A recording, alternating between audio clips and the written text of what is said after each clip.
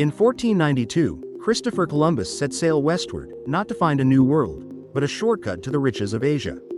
Instead, he stumbled onto islands that would later be known as the Americas, and what he recorded in his journal reveals a chilling glimpse into the beginning of a brutal and tragic history.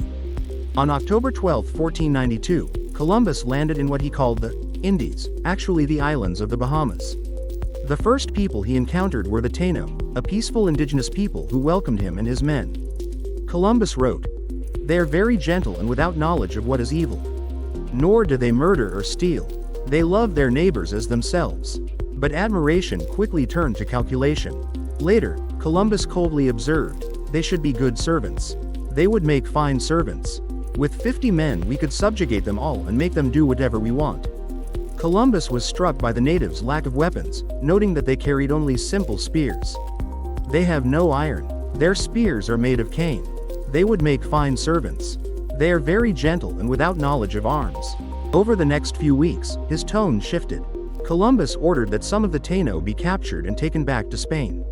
In one entry from October 14, 1492, he detailed, "I could conquer the whole of them with 50 men, and govern them as I please." In his mind, the islands and the people were not independent entities with their own civilizations, but assets to be exploited, bodies to work gold mines, fields, and later to fill the chains of the slave trade. Columbus's journals mention the possibility of converting the natives to Christianity, but this, too, was framed less as spiritual salvation and more as control. They would easily become Christians, for they seemed to have no religion. The tragic irony is that the Taíno believed they were greeting visitors in goodwill. Within a few decades, the Taíno population would be decimated, destroyed by violence, forced labor, and diseases brought by the Europeans. It is estimated that millions of indigenous peoples in the Caribbean perished in the wake of Columbus's arrival.